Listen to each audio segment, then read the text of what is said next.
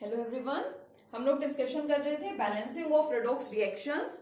Oxidation number method से किस तरह से रेडॉक्स रिएक्शंस को बैलेंस किया जाता है एसिडिक मीडियम में as well as basic medium में, ये हम लोग डिस्कस कर चुके थे। आज हम लोग कंटिन्यू करेंगे अपने सेकंड मेथड ऑफ बैलेंसिंग के साथ। कौन सा है वो second method? It is ion electron method. ये मेथड आपके ऑक्सीडेशन नंबर मेथड से थोड़ा सा डिफरेंट है।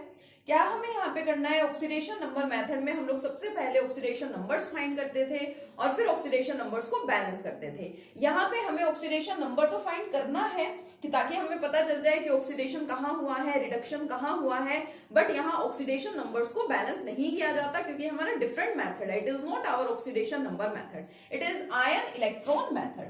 इस मेथड में होता क्या है, चाहे आपका एसिडिक मीडियम है चाहे आपका बेसिक मीडियम है, जिस तरह से आप हाइड्रोजन को या आप ऑक्सीजन को ऐड करते बैलेंस करते थे ऑक्सीडेशन नंबर मेथड में, वैसे ही आपको यहाँ पे भी बैलेंस करना है।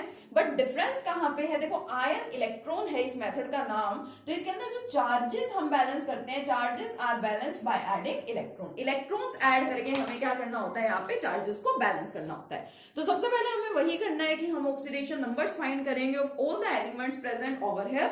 तो मैंने यहाँ पे इनके ऑक्सीडेशन नंबर्स लिख रखे हैं, ठीक है। अब देखो, +6 से ऑक्सीडेशन नंबर यहाँ क्रोमियम का क्या हो गया? +3। डिक्रीज इन ऑक्सीडेशन नंबर मतलब कि रिडक्शन हो रहा है यहाँ पे। एंड आयरन +2 से हो गया +3, it means increase in oxidation number, यानी कि ऑक्सीडेशन हुआ है। तो हमें यहाँ पे क्या करना पड़ता है? जो हमारी कंप्लीट रेडॉक्स रिएक्शन है, इक्वेशन है, इसको हम लोग दो पार्ट्स में यहाँ पे डिवाइड करके लिखते हैं। किस तरीके से? ऑक्सीडेशन हाफ रिएक्शन, ठीक है। एक तो हम क्या लिख देते हैं? ऑक्सीडेशन हाफ रिएक्शन, ठीक है, कि हम लोग हाफ रिएक्शन मेंशन कर रहे हैं, वो वाला रिएक्शन जहां पे क्या हो रहा है? ऑक्सीडेशन हो रहा है। और दूसरा यहाँ पे क्या लिखते हैं हम लोग? रिडक्शन हाफ रिएक्शन, ठीक है। क्या लिखते हैं यहाँ पे? Reduction half reaction, oxidation half reaction and reduction half reaction. तो ऑक्सीडेशन हाफ रिएक्शन में सबसे पहले हमें देखना है कि यहाँ किसका ऑक्सीडेशन हुआ है, क्या है, उस इक्वेशन को हमें यहाँ सबसे पहले मेंशन करना होगा। तो देखो, ऑक्सीडेशन कहाँ हुआ है? यहाँ Fe2 positive, Fe2 positive gets converted into Fe3 positive, ये हुआ है यहाँ पे। और रिडक्शन मतलब जो हमारा Cr2O7 2 नेगेटिव है, ये कन्वर्ट किसमें हो गया है? Cr3 पॉजिटिव में। तो सबसे पहले हमें यहाँ पे क्या करना पड़ेगा? जैसे हम ऑक्सीडेशन नंबर मेथड में करते थे कि सबसे पहले हम लोग एटम्स को बैलेंस करते हैं other than hydrogen and oxygen. तो यहाँ पे आपको सबसे पहले एटम्स को बैलेंस करना होगा other than hydrogen and oxygen. तो यहाँ पे देखिए, सिर्फ आयरन ही प्रेजेंट है, एक आयरन है, यहाँ भी एक आयरन है, बैलेंस है। Now come to this equation. Chromium 2 chromium atoms है, यहाँ ओनली 1 है, तो क्या कर देंगे? 2 से मल्टीप्लाई, हो गया क्रोमियम बैलेंस।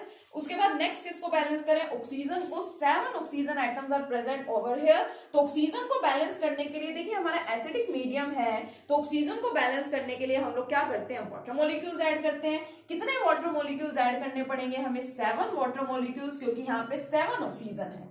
हाइड्रोजन यहाँ कितने हो गए? 14। हाइड्रोजन को बैलेंस करने के लिए हम लोग क्या करते हैं? H पॉजिटिव ऐड करते हैं। तो यहाँ लेफ्ट साइड में कितने हाइड्रोजन हमें ऐड करने पड़ेंगे? 14 H पॉजिटिव।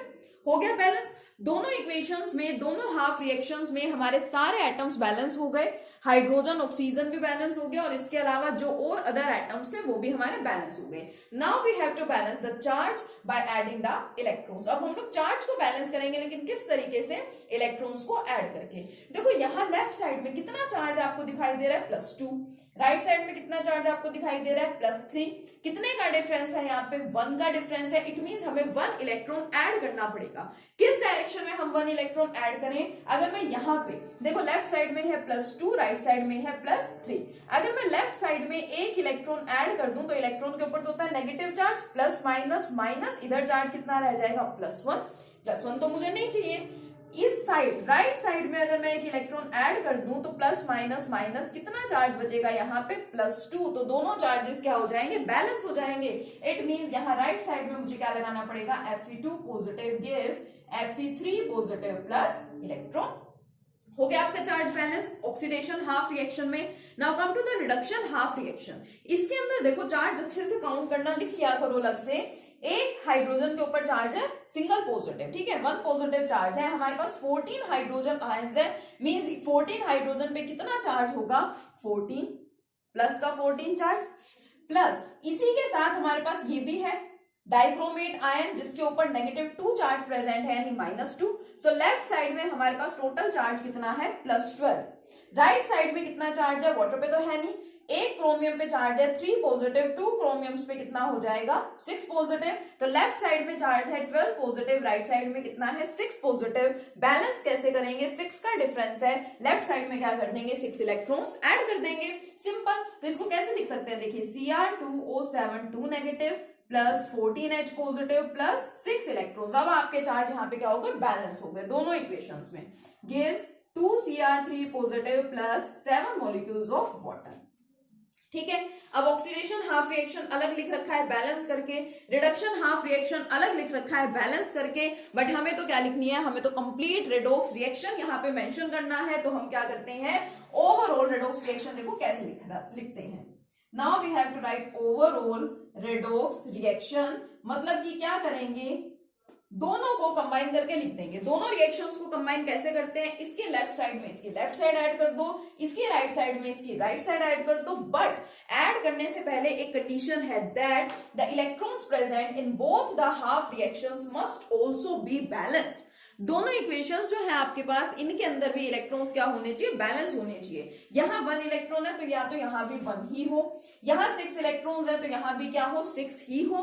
6 इलेक्ट्रॉन का 1 तो हम बना नहीं सकते, बट 1 का 6 तो बना सकते हैं बाय मल्टीप्लाइंग विद 6। और आपको ये भी पता है कि ऐसा कभी पॉसिबल नहीं है कि हम सिर्फ इलेक्ट्रॉन्स को 6 से मल्टीप्लाई कर दें और वो क्या हो जाएगा, बैलेंस हो जाएगा। Not possible, we have to multiply the complete equation by 6। पूरी इक्वेशन को हम क्या करेंगे 6 से मल्टीप्लाई करेंगे। अब कंप्लीट इक्वेशन को जब 6 से यहाँ पे मल्टीप्लाई करेंगे तो देखिए क्या मिल रहा है हमें, यहाँ पे 6Fe2 positive gives 6Fe3 positive plus 6 electrons. अब हमारी इक्वेशन हो गई बैलेंस, दोनों हाफ रिएक्शंस में इलेक्ट्रॉन्स भी बैलेंस्ड है। Now we will write the overall redox reaction. जैसे मैंने आपको बताया, लेफ्ट साइड में लेफ्ट साइड ऐड करो, राइट साइड में राइट साइड ऐड करो।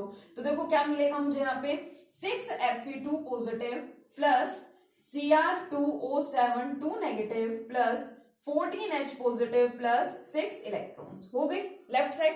Now come to the right side, 6Fe3 positive plus 6 electrons plus 2Cr3 positive plus 7 molecules of water.